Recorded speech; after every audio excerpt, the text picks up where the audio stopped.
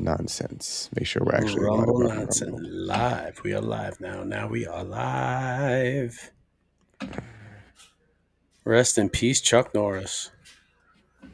Damn, that's a sick thumbnail too. That's a pretty badass thumbnail. The T-Rex is really the cherry on top. T-Rex and a unicorn. I had to.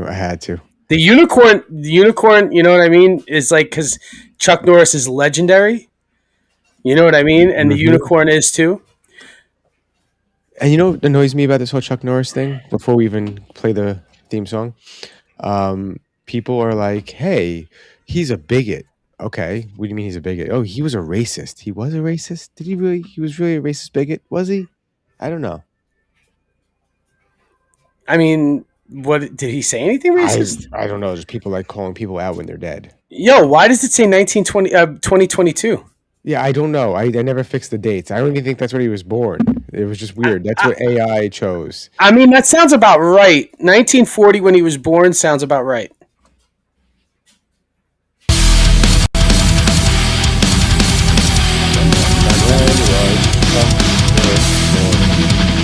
That's right. So, all right, but I guess the AI didn't know what year we were. I was gonna correct it in post, but not. To be honest.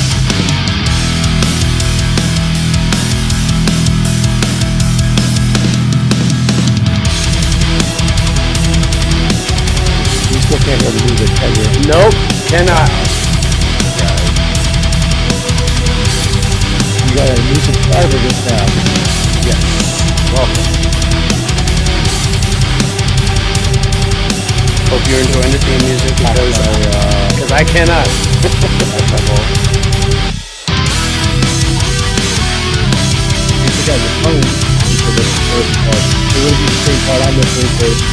No, it would be a delay, I think, right?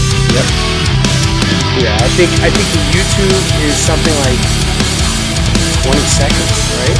Yeah, pretty rapid.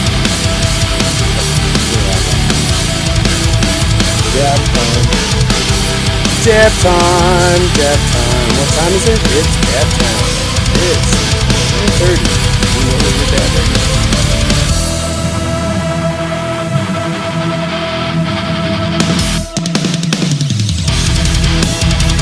It's been a minute since I've done dabs. I haven't done a dab, I don't think, since... When you come to New York, what's that? November, because that was the last time I was in New York. So that was the last time I did, well, not even a dab, but you know how it goes. Several.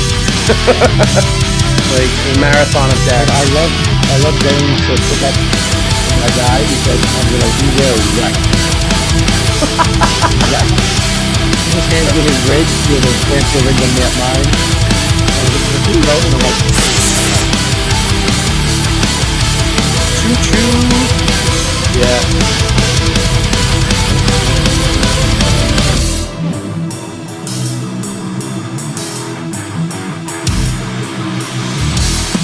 Yes, that was me combing my beard.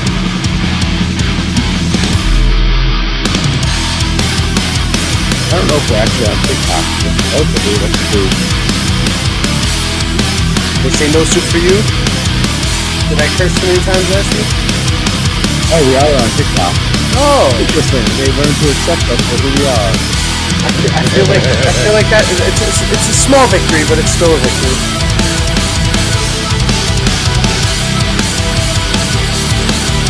Oh wow, that's annoying. There's our fucking... Oh, there it is.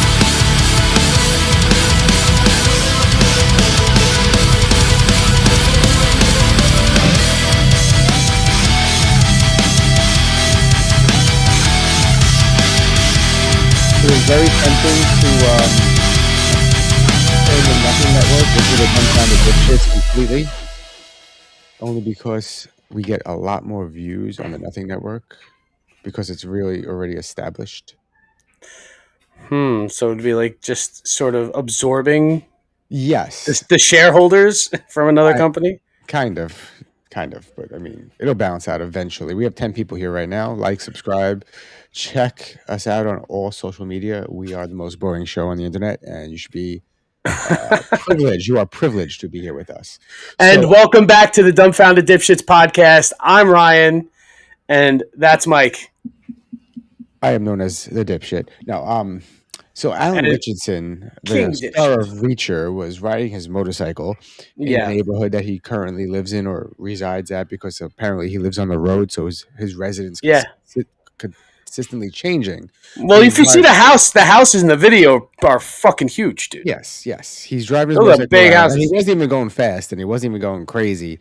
And this knucklehead steps out in front of him to yell at him, causing him to fall off his motorcycle, and then they get into an altercation, and Alan Richardson beats the piss out of the guy. Yeah, he sort of humiliated him. Just to add more to the backstory, apparently they're neighbors. He swears that he didn't know who he was and didn't know where he lived on the block.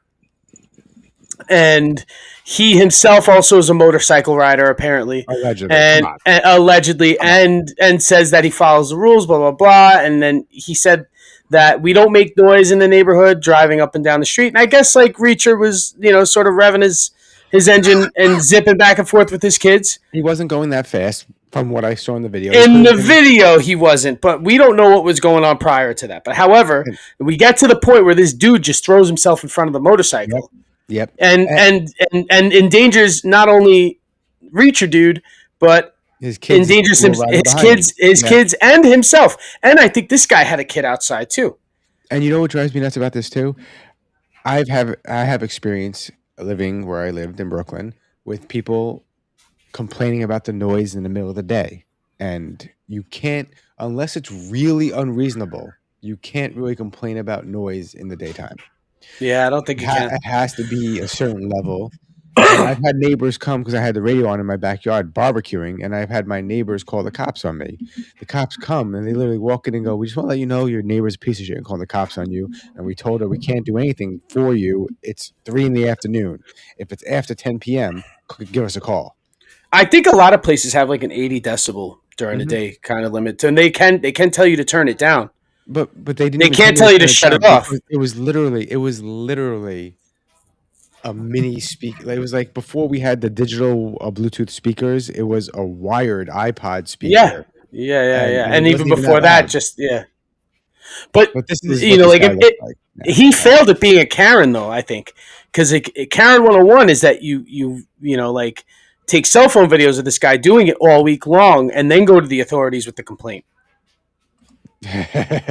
He just decided to take it into his own fucking hands and throw himself in front of the fucking motorcycle, completely, giving himself no credibility at all. So he fails. You fail. Now Reacher is going to rev his engine up and down that street, for the, forever. Until he moves again, because apparently he doesn't even live. He's temporarily living there because he's always moving based on where the filming locations are. Well, maybe, you know what I mean? He just does this, like just terrorizes the neighborhood and then bounces. You know what I mean? Like as he's on location. You know what I mean? You know what I just realized? Rents a house and then harasses everybody. You know what I just realized? What's that? When I edit the reels, because I'm doing the whatever shape I'm doing, I can use the footage for the portrait that we already record to do that. I don't know why I'm not using that. I haven't been using that, but I've been using the original footage. But we have the portrait. We have it already built right here. Yeah, on the side. Yeah, so you could just crop that. And that's it. I wouldn't need to crop it. I'm saying I could just use it as original, but I do like the way I do it actually. So never mind. I digress. First video of the night. But you save hours of your life though, bro. Yeah, I guess. Bro is playing with fire. Hey, babe. Yeah. Is your sister still gay, or is she bi, or is she straight, or what? Babe, what are you talking about? Well, I don't know. I've seen her with girls and I've seen her with guys, so I don't know. She just broke up with her girlfriend. That should give you your answer. Yeah, she's still kind of sad about that, huh? Well, yeah, she's devastated. Why? Well, because the FDA just approved new medication for lesbians with depression. Don't. Just don't. It's called tricoxagen. Hey.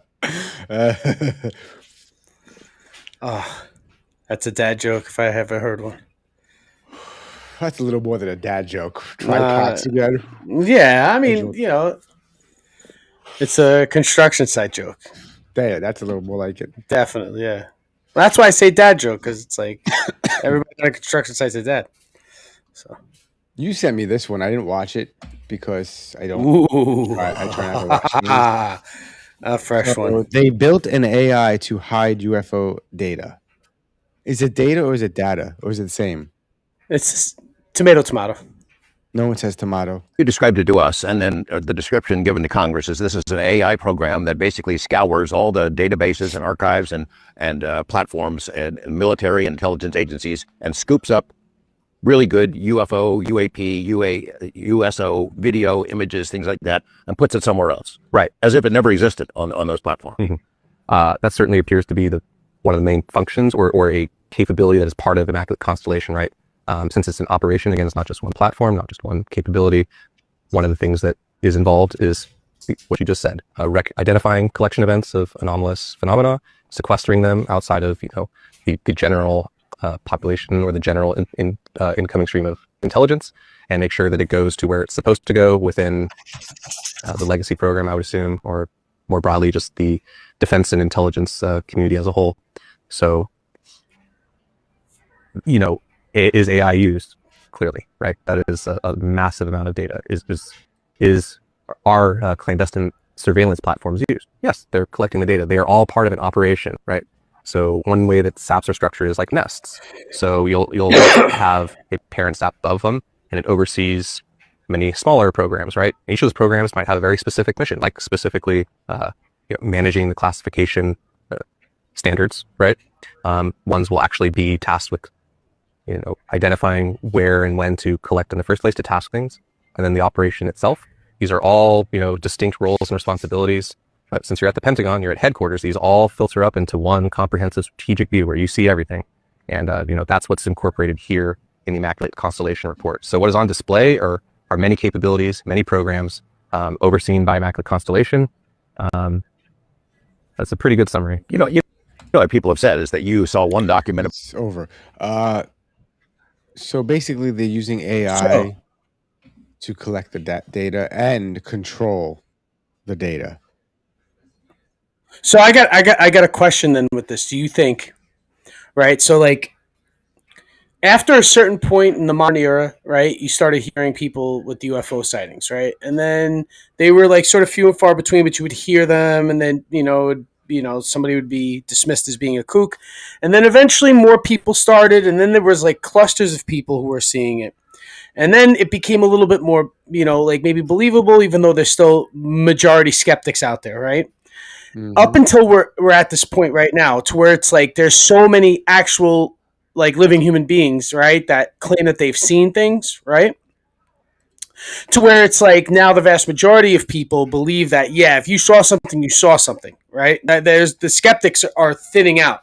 You know what I mean? Yeah. So, absolutely. And it's all these people up to this point, and all these people have witnessed all of these before. Now this AI is going to be mapping the sky for data, right, for UAPs and UFOs and stuff like that. And so we were the ones who were collecting the data first, right? So now if this thing's going to be super efficient collecting data and all putting it into a data bank, how many more UAP, because let's call it a sighting, because the AI is citing it, right? Well, it's taking all. How many more? Like, it's according to that, it's gathering all the data from, like the missions. So anything that yes, from individuals who've seen something, but they're going to eventually have it like scouring the sky. You know what I mean? Possibly. And the oceans now too, because it's just not the sky; it's the oceans too. I'm just saying, like, there's going to be a lot more. It's going to blow up, is what I'm saying. Yeah. It's just going to be all the time. You're going to be hearing about weird shit. Hopefully, it blows up before everyone blows up with World War III. Yeah, right. Is that made desensitize us to it so that we're not so shocked when it's actually disclosed? I think so, and I think they've been trying to do that for years with movies and television, all these ideas, because like Yeah, of I think it course, was for the Stephen propaganda King factor. who said Close Encounters with the Third Kind. He had advisors from the Pentagon on set with him, and while he was developing that. Oh, Steven Spielberg. Steven I said Spielberg. Stephen King. I meant Steven Spielberg. Yeah. Yeah, was yeah. One's an alcoholic and one's a Yeah. brilliant director. Well, he was high on cocaine too, I think. Gagging during a bee job is one of the most romantic sounds in the world because someone is choosing you over oxygen. Until we meet again. Wow. Remember, gagging during a bee job. I will remember that. I will not. I'll be thinking about this in a completely different light now. How sweet. Yes. How sweet. They are risking not breathing for you. Such a grand gesture. Grand gesture. I think I'm gonna start boycotting Instagram videos from our show because they don't give you the option to rewind them, and they auto start. So like I'm trying to pause it at the very beginning, and I keep missing the beginning when I pause it. And it doesn't have that the drag bar on the bottom of it. Nope. Oh, what? There's no drag bar. There's nothing. Nada. Actually, I like that view better, I think, because it cuts out that. But see, there's no drag bar, so that sucks. Realize as I'm standing here, the Earth is spinning on its axis 1,000 miles an hour. Like if I was God spinning a basketball 1,000 miles an hour. And at the same time it's doing that, the Earth is going in orbit around the sun. And guess what rate of speed? 66,000 miles an hour. 66,000 miles an hour, 1,000 miles an hour. And on top of that, the whole solar system is going through the Milky Way galaxy. At guess what rate of speed? 400,000 miles an hour. 400,000 miles an hour, 66,000 miles an hour, and 1,000 miles an hour. And to top it all off, as that's happening, the whole Milky Way galaxy is tearing through the universe. At guess what rate of speed? 2.2 million miles an hour. And that, officer, is why I failed to walk a straight line, as you requested a few moments ago. You realize, as I'm standing here, the Earth is spinning on its axis 1,000 miles an hour. I mean, us, and then the argument, yeah, but we're POV of the police's point of view. It sounds like a pretty good argument, though. It's a great argument. You know, if we're moving on something that's moving, something that's moving this like so fucking fast, how do you expect my feeble legs to walk a straight line? Yeah. And who's to say that that's even just geometrically even straight, being that I'm on an object that's moving? In space, I'm not walking a straight line anyway. Ever. I've been watching the show For All Mankind, which is a space show. It's quite good. I like space. That's all. I just thought about that when you said space. Me too. Who's on the show? What's the show about? Okay, so the show starts off with Russia beating us to the moon. Okay, for the second time. No. They beat us to the moon. Oh, so it's like Man in a High Castle. It's an alternate world where Russia beats us to the moon. This is the alternate timeline that Steve Rogers is in. It causes a different kind of space. It causes a different kind of space race, and all these different things happen. It's actually really good, and it gets deep. They go deeper into the galaxy and interesting solar system. Excuse me, not galaxy.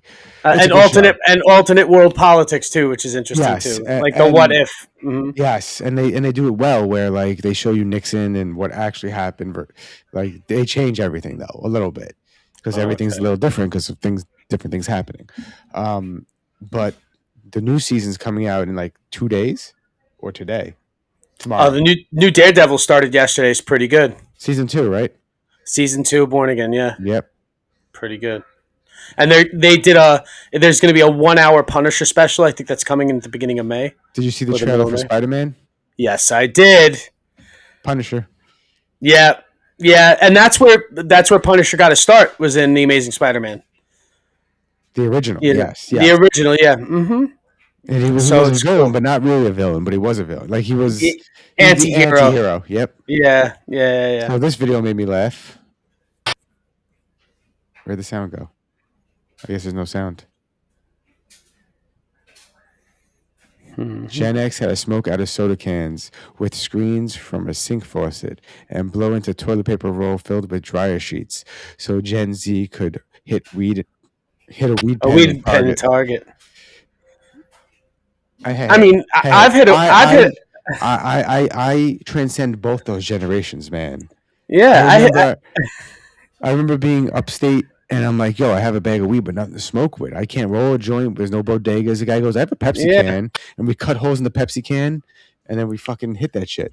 And now I go into Target and do this. Yeah. It was an Arizona can for me. But now I walk through Target hitting my pen. So and the Arizona can was better because it was longer. Yes. I only had Pepsi at that moment though. But, shotgun hits, man. Shotgun hits. Or it would be like a 22 ounce can, you know, like of Colt 45 or something like that. Colt 45. Yeah. Wow. Tall boy, Colt 45. You ready for this dipshittery? Woman identifies as dog is attacked by dog.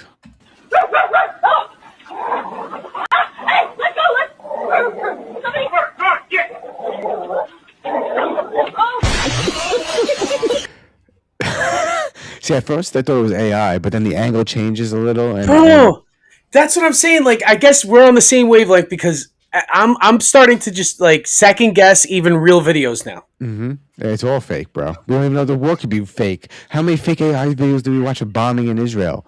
Like there's one group of people over here saying Israel's completely demolished. There's barely anything there. They're lying to you. And the other people go, yeah, Israel's barely even touched. We keep stopping everything. That's all lies. And you don't know who to believe because they both could be AI. I should have sent you this shit because this shit blew my mind. There was a couple of videos of people who were claimed to have been killed in the bombing that they used their photos and put their name up and everything. And they're like, yeah, I'm not dead. Hi, I'm not dead. Jesus. I'm not dead. Yeah. And it's like all over the news, like in other countries here, wherever, you know, so. This made me laugh because it's a point of view. If Italians cooked like Indian street food guys. Ugh. Hey, yo, can I get the meatball palm? Meatball palm? Tony, one meatball palm on the fly. Parmesan. Mamma mia! A little bit for you right here. Little sauce. Meatball palm. Okay, there you go. Oh, cuz, you guys got no idea. This sandwich, delicious. Hey, yo, can I get the you know what's funny? Literally 25 minutes before we went live, maybe more, I was flipping through shit in my phone and I saw an Indian market where the guys took like bread and they had 17 different sauces to it. But it's a shithole. It's like this. They're on the floor. They add all this stuff to it. He's barefoot, he stuffs it in the sandwich with his bare hands, hands it to the guy. The guy goes, it's delicious. And I'm like, wow, did these guys just copy that video to a T? Or are they I went through a deep dive with that with Indian street food, and I was watching a bunch of them. There was a dude shirtless, big, like round, distended belly, and he was just like you know, like that deep fried. It looks like naan bread. Yeah, but it's like deep. But they throw it in a frying pan, right? So there's a big, huge fucking frying wok right next to him, and he's just out in the street side, got his table wok thing set up, and he's taking the dough and he slaps it on his belly, and he goes like this, like his belly's out, so he goes like this to round out the dough, and then flips the dough over and throws it in the fryer. And I'm like, number one, he's shirtless right next to a fryer, right? That's disgusting, bro. For him, but he just slaps it on his belly, and you know he's not in air conditioning in India. He's outdoors doing this, and I'm spices, like, bro, it's seasoning. You don't need to add salt. You just added the salt yourself. It's a sweat. Yeah, but that's what I'm saying. I'm like, the gut biome of the people who eat this on a regular basis must be invincible. They could fucking probably digest Ebola. Say the gut biome. Did it get bigger? It did get bigger. Nice. That's what she said. Damn you. You beat me to it. Oh, shit. Oh, you hit the tree. You missed the kick, you fell. What just happened? Did anyone get hit? Shit. Did anyone get hit? Oh, yeah, that kick. The first kick landed. It barely landed though. Like the side almost. Watched. Shit. That still hurt though. That hurt. Oh, he hit his head on the wall. When he did the kick and missed, he fell back and hit his head on the wall. Bro, these guys are like fighting themselves. They are their own worst enemy. Bro, it just seems like there was like a ghost or an invisible man that was beating the crap out of the both of them. This next one is only real motherfuckers know about this.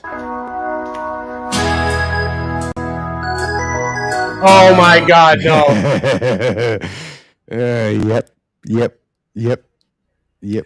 Yo, bro, do you remember? Do you remember the Yep. the pop? Do you remember the pop? This is like the fourth time we brought this up on the show, but I saw this video and I was like, "Oh my God, I remember."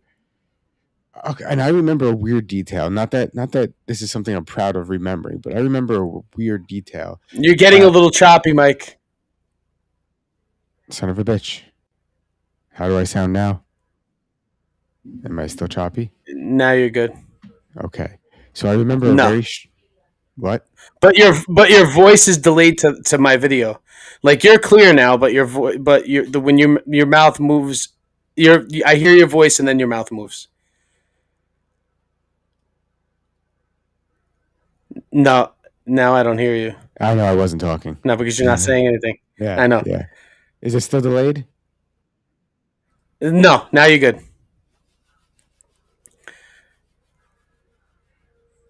And now I'm alone. You're not alone. I was just bringing myself in and out again.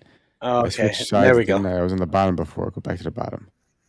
Was I on the bottom or top? I don't remember. No. Anyway, so one of the details that I remember that I'm not proud of remembering is the fact that he had scars all around his ass already. So this has happened to him before. Yeah,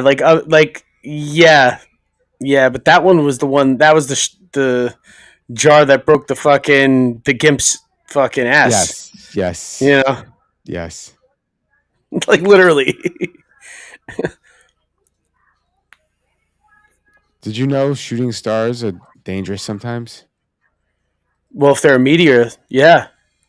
No. There's a different kind of shooting star, bro. A shooting star. Aww. Free your thug, fuck, nigga.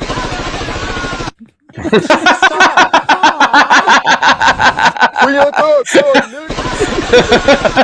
A shooting star. What does it even say? Free your thug, Free your thug. Oh, it's free your thug. A shooting star. Aww.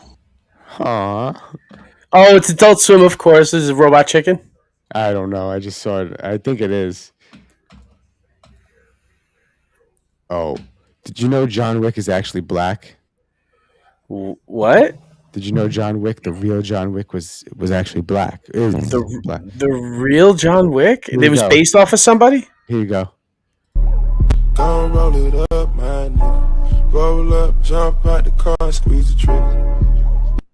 You see what he did? Don't roll it up. Yeah, that seems staged though. Roll up, jump out the car, and squeeze the trigger. See, that person's hand just he threw real, the gun bro. up. Shut the fuck up.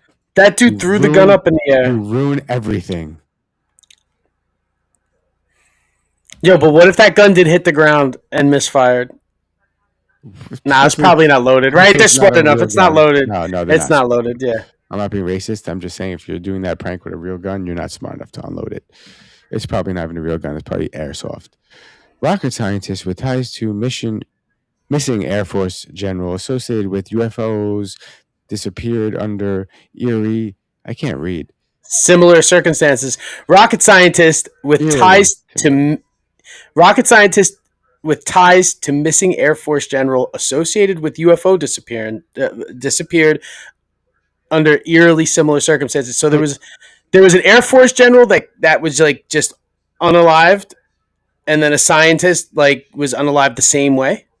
Well, they're missing. They're missing. Yes.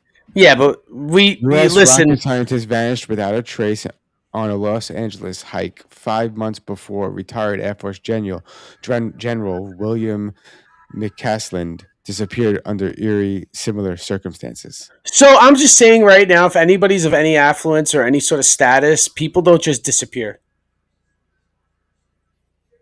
You know what I mean? And then if somebody has ties to you and they disappear in a similar fashion, that's right. Isn't that like it's a huge red flag for foul play? Yeah, but she didn't disappear by herself. She disappeared with 2 other people, too. Which doesn't mean there's no foul play. It's just listen, collateral damage. Do you understand what I'm talking about? Of course. You know, if you got to shut somebody up and they're with 2 people, you still have to shut that person up and anybody else who witnesses that. You know what I mean? Mm-hmm.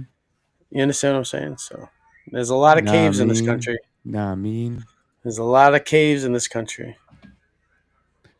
Elephant flings man across the room at a festival. Elephants never forget. What did this guy do? What did he do? Well, elephants can get agitated too, you know. They can get just fed up.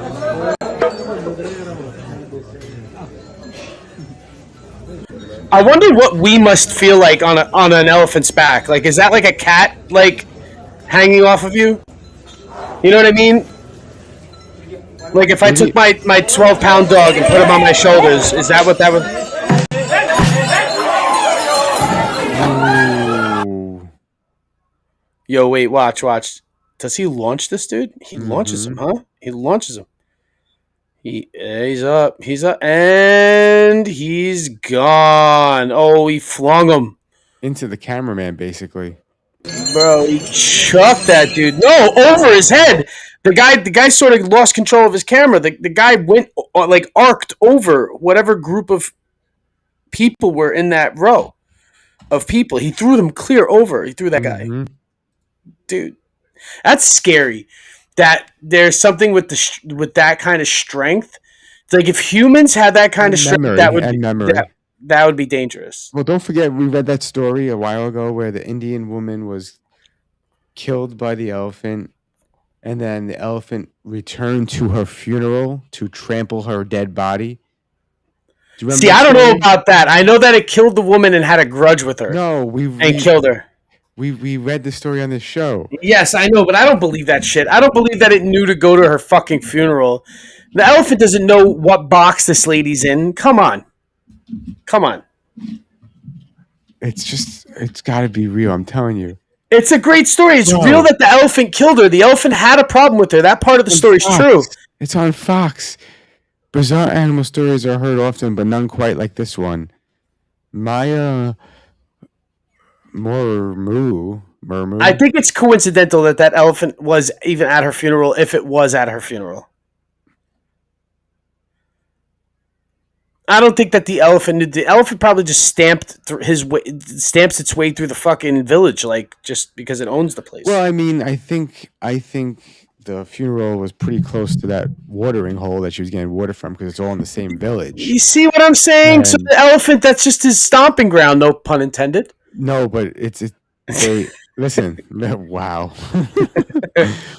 Okay. As the ceremony was taking place, a herd of elephants appeared from the forest, sending villagers running. They left her corpse behind because obviously... Yeah, they don't want to get trampled. One of the elephants reportedly attacked the woman's corpse by picking the body up and throwing it in the air. Wow. Yeah, because it was what was left there. You know what I mean? It's just coincidental. No, I'm telling you. Well, somebody must have cursed this lady with some sort of elephant curse. No, I'm telling you. That lady, like, smacked that elephant a year ago, and he was pissed, and he didn't forget. Yeah, that's why he stamped her to death. That's not why he went back to the funeral. He just happened to be there. To holiday. And right now, you can save £50 per person. Nothing beats a Jet2 holiday. And right now, you can save £50 per person. Mike, I got a question. Nothing beats... Are fat people fair game again? They always were. What do you mean again? I mean, like with the whole, body positivity movement and all that stuff. It doesn't exist. Had died out. They all died. No, they all died. That's what happened. Remember? There's a compilation of the videos. Well, that and the OZP out there. Everybody's on the fucking GLP-1s. Yes. So, Now, there's like that meme of like all these fat positive people, Lizzo too, and people were like, "Oh, we're big and beautiful," and then that GLP shit comes out and go, "Wait, we don't have to exercise to lose weight. We have to shoot up with something. Let's do it." And now it's like, I'm sexy and beautiful now. It's like, what happened? What happened to your body positivity? What happened? I thought big is beautiful. I thought it. You know. This is how I psychologically, like sort of, like I guess render it down. Right? Is that at a certain point, you know what I mean? Like you get that fat, and you know what I mean by that fat, right? You get that fat, and then you're like, it's too hard to not be fat anymore. So I'm just going to lean into it. And I mean, lean into it. I'm kidding. Anyway, so, like, once the easy out becomes available, of course everybody's going to jump ship on that. Because It's just like, oh, I could just press a button. You know what I mean? Instead of me having to actually, put in a whole bunch of work. Which is fine, because a lot of people get to the point where they put themselves in such a predicament that they have no choice but to lose weight that fast, and that the only way you could lose weight that fast is by putting yourself on medication. So, it is what it is. A means to an end. You know what I mean? For some people's health, but obviously, like there's like half the people who are on it are just on it for cosmetic reasons. You know what I mean? It's a little bit here, a little bit there that they could have probably done over the course of 6 to 10 months, but you know what I mean. Like they get it in two because I never really understood the whole movement though. Big is beautiful, and it's like, no, that you're wrong, and you're not wrong because big isn't beautiful. There are beautiful people in all different walks of life, shapes and sizes. Yeah. But there are also tons of ugly people in all shapes and sizes. So big doesn't more. necessarily I think more mean beautiful. It doesn't work that way. I think that there are more. Okay, I think that the majority of the world is probably mid, right? But hold on. But the percentage of fat and ugly people in the world, right? Most of them being in America, fat and ugly people in the world. Right? As opposed to like overwhelmingly fucking stunningly beautiful, right? There's definitely more fat and ugly people than there are stunningly beautiful people. Just naturally stunningly beautiful. You know what I mean? Yeah, I mean, I could be wrong. No, it's but fair. I'm sure if you ran the numbers, it would probably come back that I would be pretty accurate on it. Yo, is this New York in this video? That's gotta be New York. What's this guy doing? Wow. Why would you do that? Why would you do that? Why would you do that?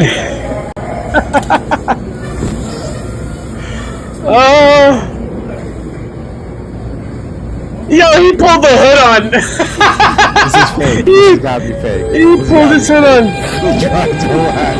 Gotta be fake. But it's funny. It's funny, but it's probably fake. I hope it's not fake, man. I like the spontaneity of that whole interaction. This I already know what's going on because I'm staring at a plane. Oh my God! Jesus, is this AI? See? No, this is not AI. Holy shit! You see, because I can't tell. Whoa! It's not. Whoa! And because there's so many AI videos like this. You know what I mean? Is it real? Whoa! According to this, it's real, but it doesn't tell me where it is. Because honestly, this shit happens all the time in Florida. Wow. Planes landing on highways, planes landing in open fields, planes landing in into canals, planes landing on golf courses. That shit happens a lot. If I was that guy recording, I'd stop where I am, keep the camera recording, back up to where the plane is, and go, "Sir, you can't park there." Oh. Excuse me, sir. You can't park there. So, I don't think that's a parking spot, buddy. Oh, here's another remember. And there's no volume. I'm so sorry. Remember, if each movement of the anus were a bit, a 5-second fart would only contain 937 bytes. Until we meet again! So there's not a whole lot of information in a fart. How do you quantify that, or was that the right word? How do you figure that out? Well, play it again, because it's pretty much explained. Remember, if each movement of the anus were a bit, a 5-second fart would only contain 937 bytes. So during a fart, your anus moves 937 times. There's 937 points of movement. That's what that means, because you got to understand it's a... How do I do? Can I do that? Yeah, you know, so by it doing that, like there's 937 spots that move. But 937 bytes of information isn't a whole lot. So there's not a whole lot of information in a fart. Really? So, but what would what would a kilobyte fart smell like? Sound like? You know what I mean? Or what would a fucking terabyte fart sound like? I don't know. You know, like you ripping, like causing earthquakes, and you know, it's just like a 500 gig fart. 500 gig fart. What is this? Iran releases video. Before you play this, hold on a second. So I heard that they were releasing AI propaganda videos, right? And I did watch. I watched some of them on YouTube, but I know like sharing YouTube or whatever. But as soon as I came across it today, right on Instagram Reels, I sent this one to you because this is one of them. There's another one where Donald Trump is a Lego figure, like a Lego character, and the propaganda video is all in like a Lego world. And there's a few others too, but you could play this one. It's AI generated, and I think it's like you know.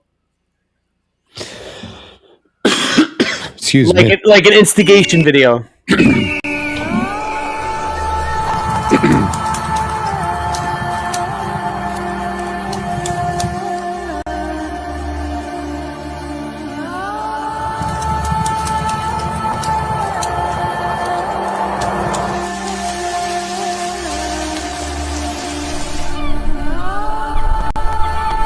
Wow.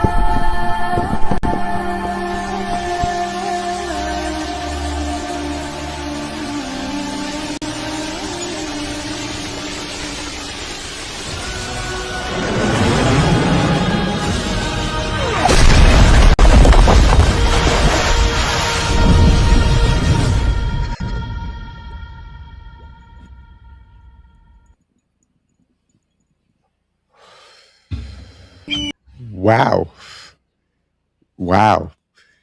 Yeah, it is an instigation video.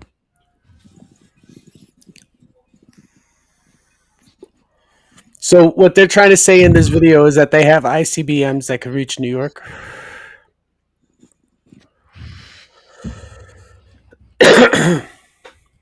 That's what it appears so. And his comment is Iran doesn't have intercontinental missiles. And then the first comment is, it's propaganda from the U.S. to justify a false flag operation. Ah, good angle.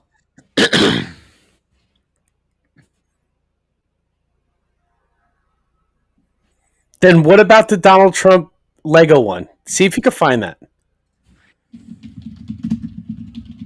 Donald Trump Lego Iran propaganda.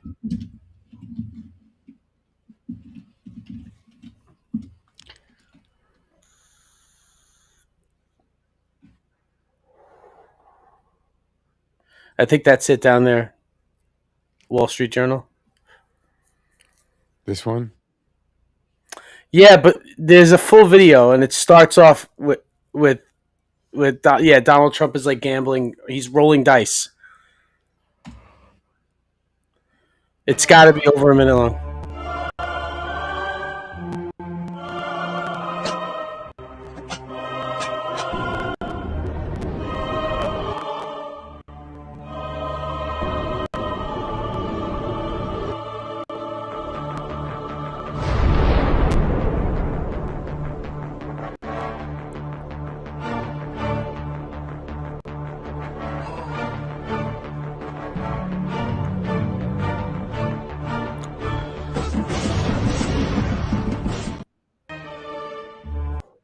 That's one of them, but it's not the full one. No. There's like a full one where it starts off with him rolling dice.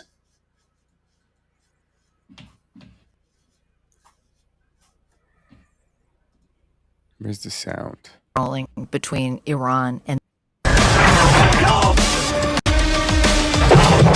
Can we just take a moment to talk about the level of online trolling between Iran and the U.S. right now? Iran in particular has really upped the ante recently with these kind of extravagant AI-generated Lego-themed videos. The latest one shows President Trump crying at his desk as U.S. troops in the region come under heavy fire. And the memes have been relentless after Trump told reporters that the Strait of Hormuz would be controlled by him and the Ayatollah. The Iranian embassy in South Africa posted this. Now, all of this, of course, is in response to these videos put out by the Pentagon that used video games and clips from Hollywood movies to celebrate the U.S.'s bombardment of Iran. Now, propaganda is not new in war, but if you're watching this play out online on social media, it feels more like a game than a real conflict that has left more than 2,000 civilians dead, including hundreds of children, and upended global energy markets. Yeah, we're fucked. Yeah, I mean, like to sort of like if you think about it, to sort of make a farce of like such a serious situation on either of their parts, the United States or Iran, right, is sort of like a slap in the face to anybody who dies, soldier or not. You know what I mean? It's like even like do you think the Ayatollah himself, being as pious as an individual as he was supposed to be, would have approved of such like juvenile tactics? No. Well, I don't. You would think not. You would think not. I mean, you would think that maybe the White House would have a little bit more decorum than to just like sort of crop, Hollywood movies into propaganda videos. The propaganda has existed forever. Reefer madness, bro. Come on. It's all existed forever. What's this? The legend of Frzels drip? Yeah, bro. Do you know about Frzels drip? No. Let's see. Did you report on an episode called Frzels drip? Yes. And is Frzels drip something about cutting off the faces of children under a pizza parlor, or what is it?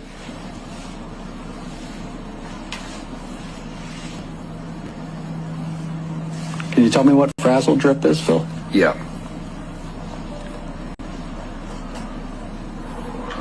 Frzels drip is a video that was on Anthony Weiner's laptop in a folder on his desktop titled Insurance.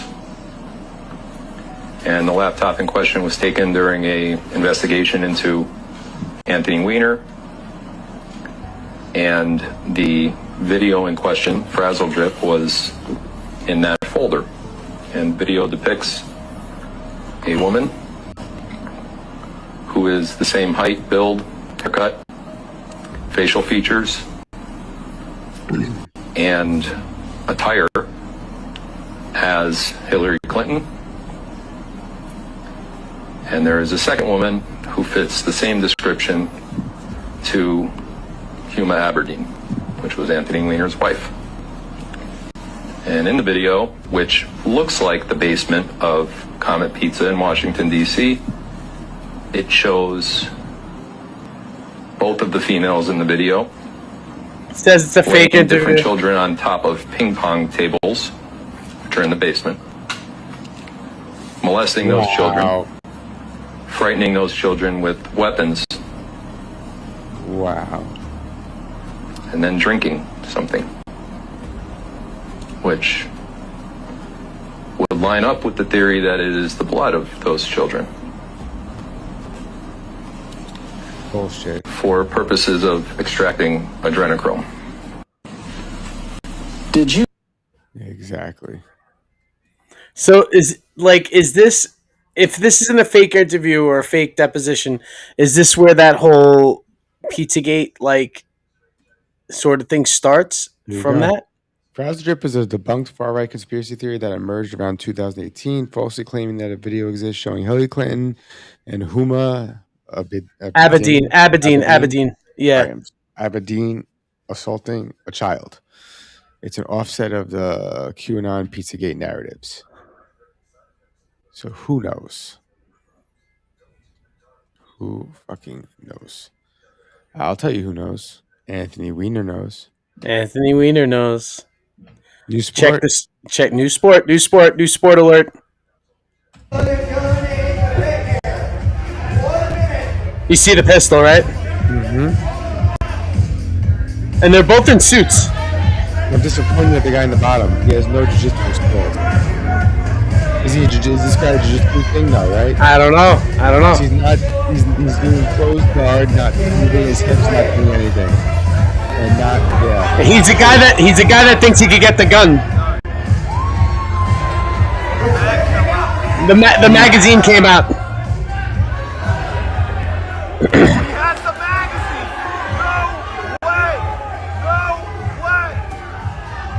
Oh, the guy on top knows a little jiu-jitsu because he did that wrong. Jesus. They're trying to get the gun. You know, they're still in the middle of jiu-jitsu. You're trying to also disarm somebody.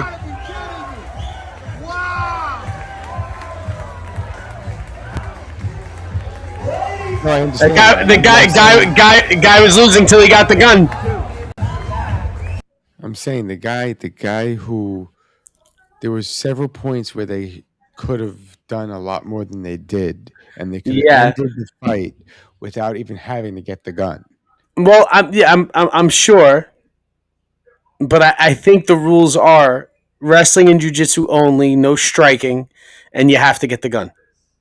Yeah, to finish it. Jiu-jitsu only, I'm putting you unconscious and getting the gun. I think you could do that though. They just chose not to because I think they're both amateurs. That one friend who will accept any dare when he's drunk. Music. Oh my god, he's at the top. Go on, Shane. He's coming down the tube. The trash chute. It's a construction trash chute. Oh god. What were you There could be nails and shit stuck in there. Glass. Yeah, there could be debris stuck in there. That's what I thought too. Go! Go on! Come here, pissy! Here go!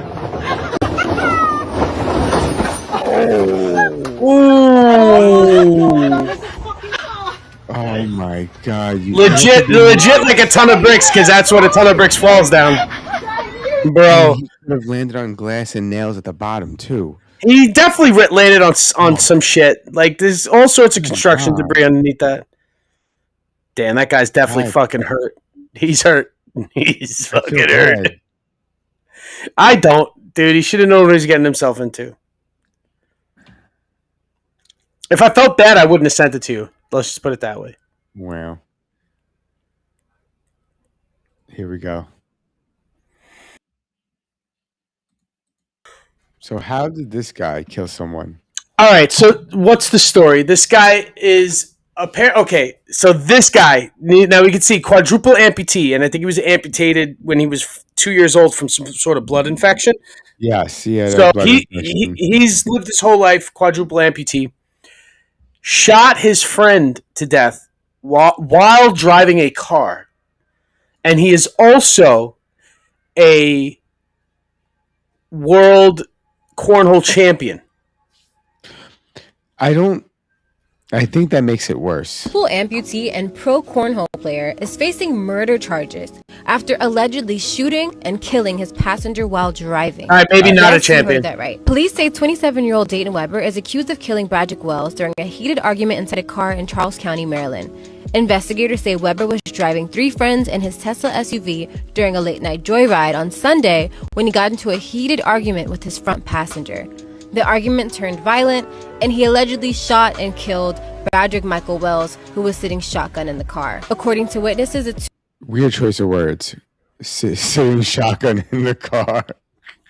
You know, I didn't think anything of it until you just pointed it out, but that is just definitely poor choice of words. Let's say riding shotgun in the car.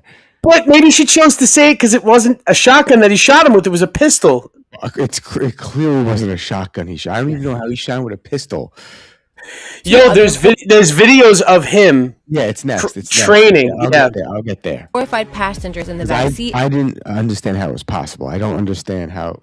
Scrambled out of the car when Weber pulled over, and Weber allegedly asked them to help drag the body out of the car. And when they refused, Weber ditched them on the side of the road and drove off with the victim still inside the vehicle.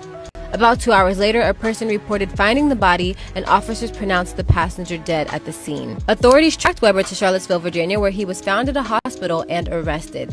Now, videos from Weber's YouTube are resurfacing, showing himself handling and firing a rifle. This is not Dayton's first time in the spotlight, as he was previously featured on ESPN a few years ago, highlighting his success as a cornhole champion. He is now awaiting extradition back to he is a Maryland, champion. where he faces multiple charges, including first and second-degree murder. Officials say everyone involved knew each other, but a motive has not yet been confirmed. The investigation is ongoing. This is Jillian Superstar for Complex News.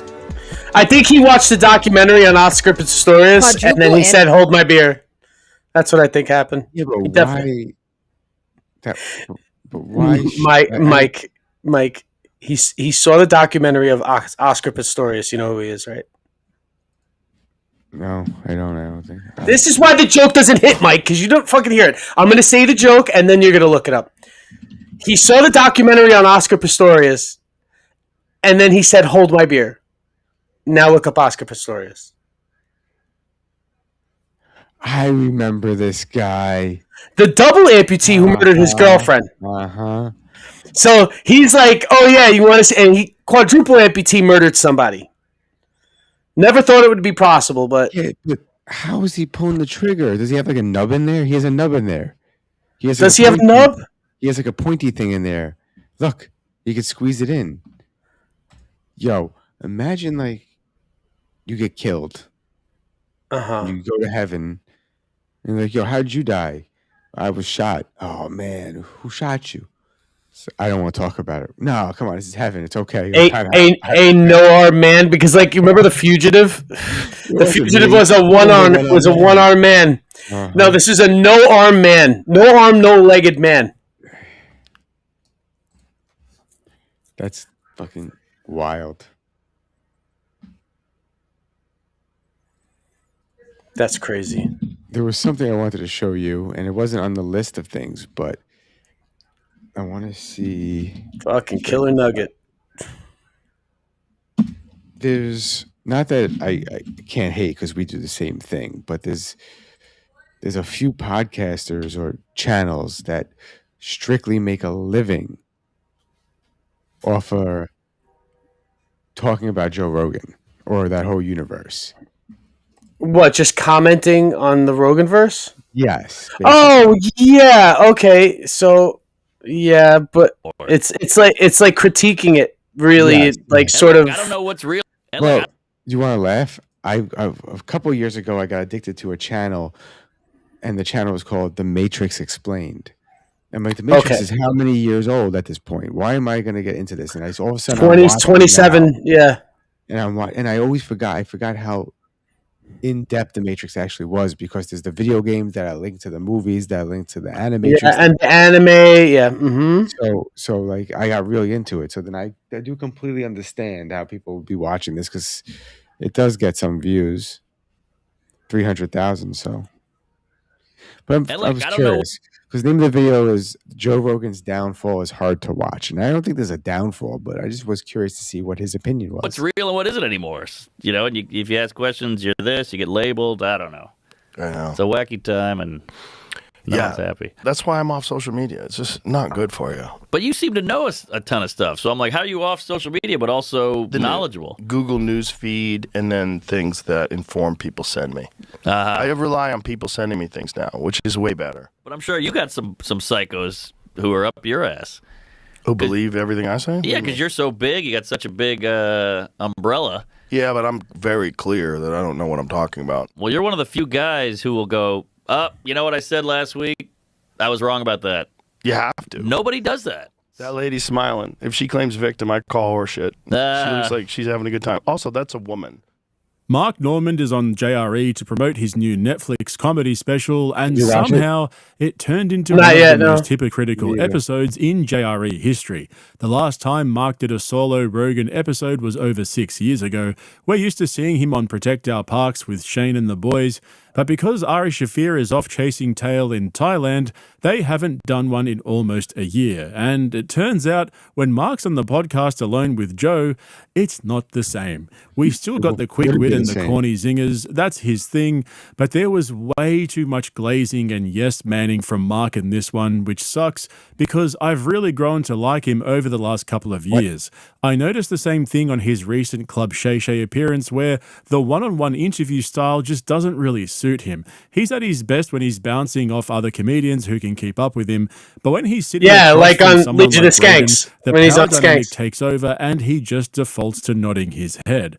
And look, I still like Mark. He's easily one of my favorite comedy podcasters, up there with Shane Gillis and Dan Soder, so don't get me wrong here, but this entire episode was absolutely diabolical. Rogan's delusions are so bad now that it's actually hard to watch.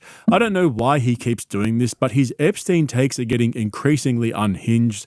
I'll take you through exactly what happened with the Epstein stuff towards the end, because there were a few moments here where I spit out my Vegemite on toast in disbelief at some of the shit. Oh, so he gave himself away as being Australian. Here and there. Have you ever tried Vegemite? No, I hear they use it like peanut butter. So me and my wife drove to the city. Yeah. And we went to an Australian bakery. Okay. And I had like croissants with Vegemite. I had like these different pastries with it. I had different like. What is it made of? I don't remember. I do like it. It was quite tasty. So I do understand where he's coming from. And apparently, if the world goes to shit in his nuclear holocaust, the safest place to be is New Zealand. Yeah, I guess geographically speaking, it'd probably be. It's New Zealand, not only geographically speaking, but because it has no predators and nothing but food. Right. Yeah. But I thought like survivability, because the only other mountains, high mountain ranges, high mountains, so water levels raising won't really do much there. Well, I was gonna say like you could be in Patagonia, like in Argentina, like all the way down south. That's number 2. That's the second safest place to be, and the third is one of them is the Rocky Mountains. I forgot if it's on the list, but it's not 3. It might be 4 or 5 because it's so secluded and high up. Yeah, and sparse population is pretty spread out there. Yeah. Or an out-of-touch rant like we've become accustomed to. I'm talking straight-up black and white hypocrisy that will make your skin crawl. Just gross. Quickly, though, I just posted my full breakdown and commentary of the Louis Theroux Manosphere Netflix documentary on my Patreon. So yeah, I think my girl wants to watch it with me, so I said I'd watch it with her. On there than I can here on YouTube. So if you're into that, feel free to check it out. There's a bunch of other long-form uncensored videos on there too, and I'm posting at least once a week on Patreon. As for Mark and Joe, they were talking about how fractured we are in this political climate and how the abundance of information has made it harder to know what's fake and what's true. And somehow Rogan managed to perfectly describe himself without realizing that he's part of the problem. But it also shows how sad and sheep-like people are, because we're like, we need something. I need something to believe in, something to go for. I'll support you. Well, I'm everybody's alone. So lost that anybody who comes along that confidently claims they have the answer, people just follow. Yep. Very Every odd. time. Very odd. But I'm sure you got some psychos who are up your ass. Who believe everything I say? Yeah, because you're so big. You got such a big umbrella. Yeah, but I'm very clear that I don't know what I'm talking about. That's the key. And if I do, it's like very specific things. So I'm like, I can tell you for sure that this is a fact. Right. You know, because, I'm an expert in a few things. Well, you're one of the few guys who will go, you know what I said last week? I was wrong about that. You have to. Nobody does that. You got it. Well, He doesn't do that often anymore. But he has. But yeah, of course. But I don't think he's still done it more often than most other people do. I think he's more careful now since he's done it, though. More careful to not even fall into that trap. Like, I've even heard Piers Morgan say like change his shit up too and like apologize for something that he said. You know what I mean? Like, and but it's not that often, and it's definitely even still in contrast a lot more often than most other broadcasters, people with internet opinions. You know what I mean? Like, a lot of people do not backtrack. Most double down, especially politicians. They're almost obligated to double down because looking wrong is not good for their overall appearance. Do you know what I mean? Yeah. Well, they're all terrified if they say that they're wrong once, then they're not going to be an elected official anymore. Yeah. Yep. There's been several people who, I forgot where the line is famous from, but like someone was running for office and they won, and their campaign manager says, "Okay, great, let's start planning for re-election." And he's like, "What do you mean? I just got here." He goes, No, but we still have to plan for re-election now. I mean, there's at least 3 years of planning that goes into that. Yeah. At least. Be right all the time. Yes. And they all connect their identity with being correct about whether it's COVID or right. Like COVID ruined a lot of people's credibility. 100%. Rogan's an expert in being a puppet. He claims he's an expert in This stand-up guy's just a comedy road and warrior, I MMA, think. yet he's He's never a had a hater. single MMA Right? fight in his life. He seems and to be a never hater. Put out a decent comedy special. The only thing Joe's truly an expert in is convincing people that he's an expert. And this He never whole says he's an idea that expert, he's though. one of the few guys who'll admit when he was wrong. I've been watching this guy for years, and I can count on one hand the number of times he's genuinely corrected himself, and most of those were because Jamie forced his hand in real time. In fact, Rogan is known for hardly ever correcting himself, even when he does make a mistake, and quite often he'll continue to spread false or misleading information, even after he's been made aware of it. It's one of his defining characteristics at this point. It's practically a segment on the fucking show. You guys might not remember this episode because it didn't get much traction back in the Spotify exclusive days. Even when they dumped everything back on YouTube, it only got less than 5,000 views, which has to be a record. But it was in this episode that Rogan got fact-checked in real time for making a false claim about myocarditis, yet even after this episode, he continued to spread the wrong information. And just to be clear, I know this is controversial, I'm not saying that Rogan was wrong or right about everything to do with the pandemic. I mean, he did certainly uncover some dodgy shit, I'll give him that. But still to this day, he'll ramble on about things that were proven to be wrong, yet he just can't seem to let it go. For young boys in particular, there's an adverse risk associated with the vaccine. It's like a 2 to 4-fold increase in the instances of myocarditis. Yes, but you know what? Hospitalization. You know that there's an increased risk of myocarditis among that age cohort from getting COVID as well, which exceeds the risk of myocarditis from the vaccine. I don't think that's true. No, there is. There's both. Well, let's look that up because I don't think that's true. 12 to 17 more likely to develop myocarditis with 3 months of catching COVID at a rate of 450 cases per million infection. This compares to 67 cases of myocarditis per million of the same time following their second dose of Pfizer. Yeah, so you're about 8 times likelier to get myocarditis from getting COVID than from getting the vaccine. That's interesting. Now, that is not what I've read before, but also it's like, even when we're reading these things, it's like, what are we getting this from? Was this from the VAERS report? Rogan doesn't even debate these things in good faith. He clearly had his own agenda, and he very rarely admits when he's wrong, just like we're seeing now with everything going on in the world and Rogan's blatant attempt to cover it up. Even just in that clip there, you can see how unwilling what is he referring to, accept the data when it doesn't line up with what he already believes. Jamie pulled it up, the numbers were right there on the screen, and Joe's immediate response was, "That is not what I've read before," followed by questioning the source, because that's what he always does. If the facts don't fit, attack the source. Yet literally 5 minutes ago, Mark Normand was sitting there praising Slow Joe for being one of the only public media figures to admit when he fucked up. I don't know what alternative reality Mark's living in, and all the stuff about always saying he doesn't know what he's talking about and that he's only an expert in a couple of things where he can state certain things as a fact. I'm not sure how that extends to the hard sciences, where he has absolutely zero qualifications or experience. For those of you wondering why I call him the tall and funny scientist Joe Rogan, this is where it came from.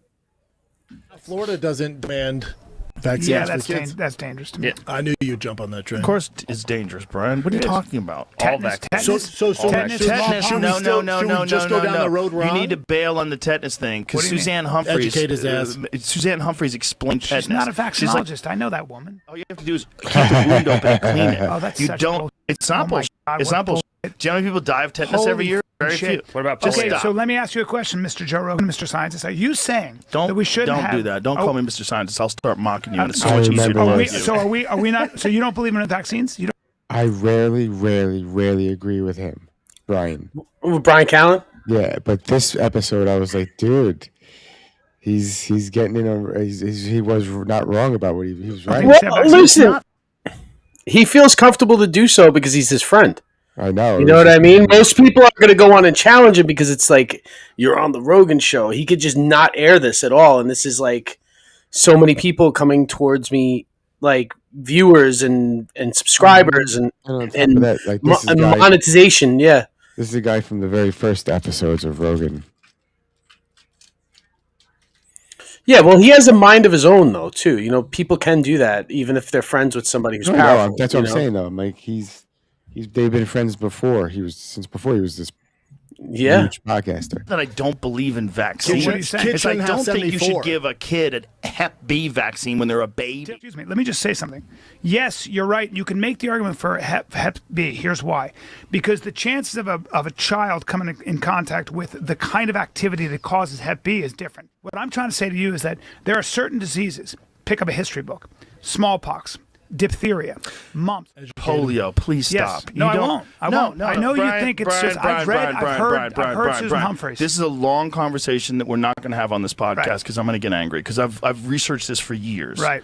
Let's just. But you're not a scientist. I don't have to be a scientist do. to know that. Yes, you do. No, Brian, shut the up. I don't have to be a scientist to read research to understand that they were spraying DDT all over the country when everybody was getting polio. Do you know that? Let me make a statement. They were calling it paralytic polio. Do you agree with the following statement? It's not just. I'm not going to do this with you, but Brian. it's not just about. I brought up It's not vaccines, just so that'd about. be a Hold fun on. debate. Hold on, Joe. It's not just. But it's not just about. We're in is the it- middle of a fight, companion. All right. It's annoying. All right, but it's like. I don't get it. Yeah. The thing is, like I said earlier, my point isn't that Joe's been wrong about everything. My point is that he is the perfect embodiment of the Dunning-Kruger effect. That's why I've previously referred to his show as the Dunning-Kruger experience. He doesn't know enough about any of these topics to know if he doesn't know something, which is literally the definition. Yet he'll rant about the same shit for hours on end with so much confidence you'd think he was conducting his own experiments in a lab out the back of his studio. And shout out to Brian Callen for actually calling him out on that clip. We've talked about this before. It was on that Fight Companion where Callen pushed back on Joe, thinking he's smart enough to read out and interpret scientific literature with zero scientific education, and Joe's response was to go full domestic violence mode. I'm not going to talk about this with you because you're making me angry. That's the real Joe Rogan. When he's challenged, he starts glitching and crashes out. But when it's a guest like Mark Norman sitting there across from him, telling him how great he is, suddenly he's the most agreeable guy in the room. As usual, though, things only got much worse. But isn't that how it is in general anyway? You rarely ever see him lose his temper. No, I know, but those two comparisons of when this person's pissing you off, you react this way. Well, When this debunks that whole thing. It's the energy that somebody brings to it. So Brian Callen's bringing a challenging energy, and of course, Mark Norman is not bringing any sort of challenging energy. So he's not going to have that kind of interaction with Mark Norman. He's not going to, because Mark Norman is just generally, non-argumentative, non-confrontational. You know what I mean? So he's not going to have that kind of interaction with Mark Norman or anybody else. You know what I mean? And even still, like Shane Gillis, like if that were Shane Gillis would have made the joke like, all right, like he would have said something quippy, like Yeah, like definitely. Brian Callen was having like a legit argument with a friend of his. So of course, like all of that comedic banter sort of goes away, and then it's just like two dudes that are just like at odds with each other, that know each other very well, so that he feels comfortable saying shit like that. Because Joe Rogan, I don't think should say, to be quite honest with you, and I'm a fan of his. I don't think that he should treat his friends like that. Saying that you're gonna make me angry. Yeah, You're talking about somebody tells you, and he has, if he has information that's contradictory to your information, then treat him like the way you treat the rest of your guests. Yeah, who have contradictory information. Okay. Did you? This is off topic. Not that I'm trying to change the subject, but I'm done with this guy because he's fucking just a Joe Rogan hater. Yeah. Did you know there's allegedly a Kill Tony golden ticket winner curse? So, all right, so it's like whoever wins the golden ticket doesn't do well. I guess. Exactly. It's not that they don't do well. It's they start to get big and they cause their own downfall. So who's caused their own downfall? Show me. The kid that looked like a little kid, but he's a guy. What the hell's his name? Like he looks like. Oh yes. He had to go to rehab because he was just fucking going on the road doing drugs and comedy. Yeah. Then there's a few like same thing. Uncle Laser. He same thing happened to him. Yep, he had to go to rehab. He's back now, doing better. So you don't think it's just being caught in the grips of the 15 minutes of fame that you get from it? You know what I mean? Like a child star kind of syndrome kind of thing? I don't know. Hold on. I think there was the golden ticket curse.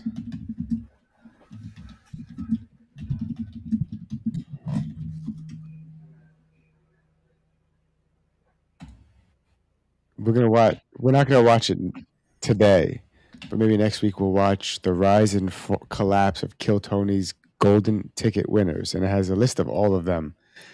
Yeah, but there's a bunch of them that are actually doing really well. Yeah, but there's a few of them that disappeared off the face of this earth, apparently. Well, it's like they say the curse of the lotto, but not everybody who wins the lotto is ends up in a bad way. It's just that there's a large amount of people who haven't had any money before, who get a lot of money and don't know what to do with it. It's funny because there's a few guys that were very in the book that talks about it's a book about it. Yeah. It's about all the lotto winners and like all the bad things that happened to them, but it also has stuff about the good ones. They're not the good ones, but the good stories. The happy stories, yeah.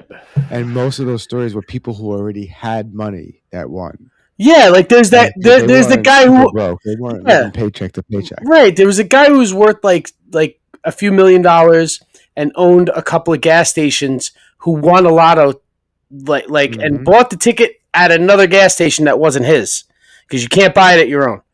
He bought it and won. You know what I mean?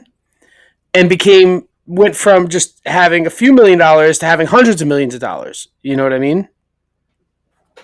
So obviously that guy definitely, didn't bilk that. You know what I mean? If he already knew what to do with the few $1 million, you'll know what to do with the 100 million. You know what I mean? Yeah.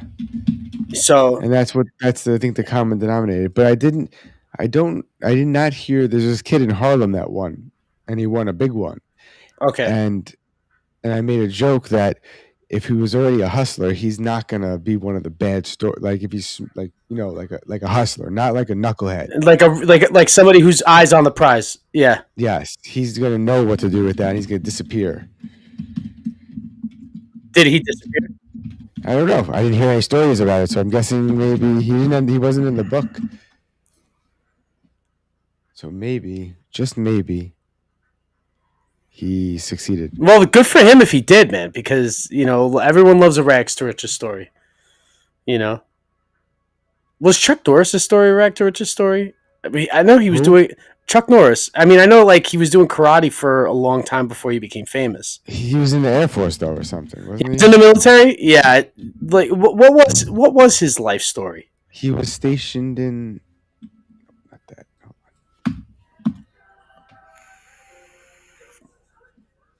Vietnam has to be. For his age, it wasn't Korea. He would have been a child.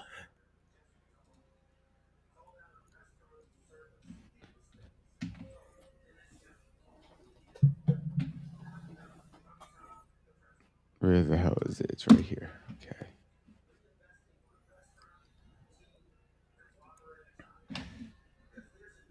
Blah, blah, blah. All right. He held black belts in karate, taekwondo, tang soo do, Brazilian jiu-jitsu, and judo. After serving in the United States Air Force, he won numerous martial arts championships and later founded his own discipline. Chung Kuk Do, whatever.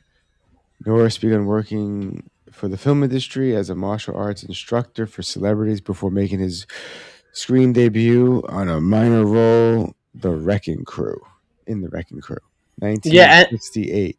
And then he was also in The Way of the Dragon in like 72 or something like that, right? Carlos Ray Norris is his real name.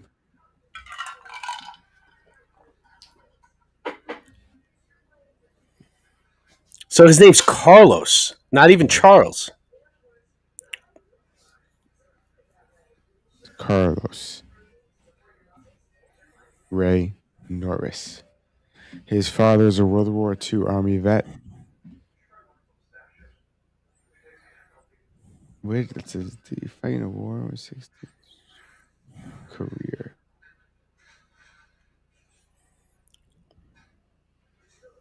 He was stationed in South Korea. That's where he got the nickname Chuck. And he started training in Tang So Do. He was military police, or air policeman, excuse me. Mm-hmm. Interesting. Well, on that note, rest in peace, Chuck Norris. Rest in peace, Chuck Norris. That's the wrong video. I clicked the wrong button. You put on the intro music instead of the outro music? Yes, I'm fading. Fading away. All right. Fading. So everybody who's still watching, peace out till next week. And 9:30 every Wednesday, we'll be back here. Peace out, y'all, dipshits. We will return. Maybe we should have a dipshit of the week. We should start doing that again. I'll shoot you ideas. It's just that there's been so many. We've been flooded with so many idiots that it's hard to pick just one. Dipshit of the week should have been the guy that stepped in front of Alan Richardson's car. Motorcycle.